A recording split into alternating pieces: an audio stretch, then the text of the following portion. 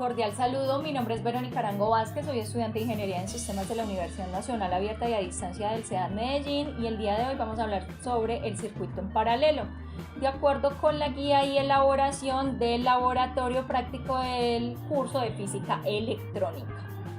Vamos a entender un circuito en paralelo y de acuerdo con la práctica realizada de que este es como tal un componente o un compuesto de diversos elementos electrónicos cuya conexión no va a depender de un elemento del otro. ¿Esto qué quiere decir? Que de alguna manera, aunque están dentro del mismo circuito, dichas conexiones van a ser de forma independiente y por consiguiente, si en algún momento alguna parte del circuito llega a fallar, el resto del circuito funcionará de forma correcta.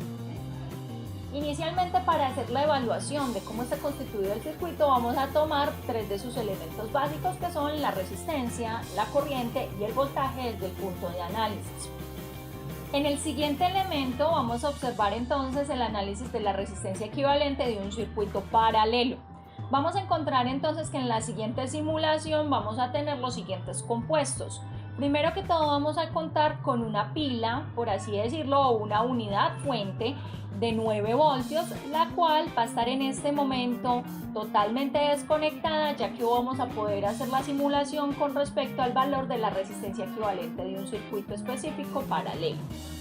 Vamos a tener una protoboard, elemento sobre el cual vamos a depositar cada uno de los elementos a realizar en la conexión, en este caso 3 resistencias, las cuales están conectadas de forma paralela.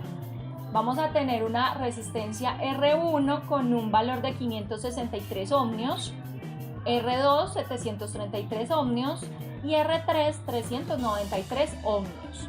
Por último, contaremos con un multímetro que nos permitirá conocer la medición exacta de dicho elemento. Vamos entonces a dar clic en iniciar la simulación y como podemos observar, tenemos conectados el punto positivo al pin número 1 de la primera resistencia y el punto negativo al pin número 6 de la última resistencia o terminal 2. Aquí con esto vamos a poder evaluar que en dicha simulación la resistencia va a equivaler a 176 ohmios como tal en todo el circuito. Por otro lado, vamos a hablar acerca de la corriente dentro de un circuito en paralelo.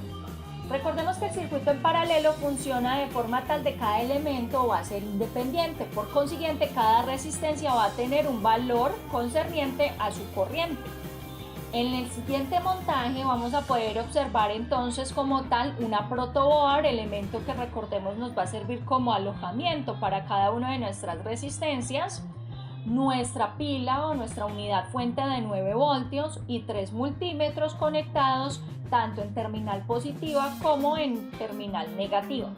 La terminal positiva va a estar conectada en forma paralela a cada una de las entradas positivas de los multímetros, mientras que la terminal negativa va a estar conectada a cada uno de los pines de las resistencias como tal. Iniciaremos la simulación y podremos observar que en todo circuito paralelo la unidad de voltaje va a distribuir como tal la corriente de forma sistémica o por así decirlo, de forma homogénea en cada una de las resistencias de acuerdo a la corriente necesaria y de acuerdo a la caída de tensión generada por cada resistencia.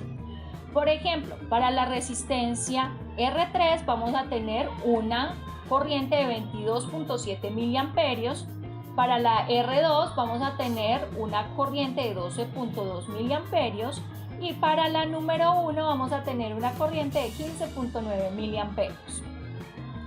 Por último, vamos a hablar acerca del voltaje en un circuito en paralelo. El voltaje en un circuito en paralelo va a ser totalmente igual en absolutamente todos sus resistores. Como podemos observar en esta simulación, dichas resistencias van a estar conectadas al punto negativo de cada multímetro y el punto positivo va a estar siendo alimentado por nuestra unidad fuente a cada uno de los terminales positivos de los multímetros.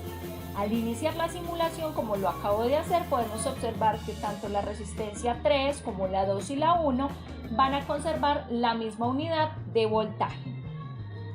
Por último, vamos a dar respuesta a las preguntas problematizadoras de este circuito como tal. De acuerdo a la guía, vamos a hablar de qué sucederá si R1 es mucho menor, al menos 10 veces que R2 y R3. Para este caso, en un circuito en paralelo, los resistores, recordemos que son aquellos elementos que van a provocar la caída de tensión. En este caso, en R1, al ser mucho menor, hasta 10 veces como tal, la corriente como tal se intensificará en esta parte del circuito como tal. Si desconecto R1, ¿qué va a suceder con la corriente en la resistencia R3? Aquí vuelve e imparte la política como tal que dice que el circuito en paralelo funciona de forma diversificada, es decir, que cada elemento va a estar conectado de forma independiente. Si yo desconecto R1, la corriente en R3 no se verá afectada, solamente se verá afectada la malla donde se encuentre conectado R1. Y por último, varía el voltaje si desconecto alguna de las tres resistencias. El voltaje como tal no se va a ver afectado porque recordemos que va a ser de forma independiente. Y recordemos que de acuerdo a la simulación que acabamos de hacer, para cada resistencia dicho voltaje será el mismo. Si yo desconecto alguna de estas resistencias, el voltaje no se vería variado. Solamente se cancelaría, por así decirlo, la corriente que está llegando a dichos elementos.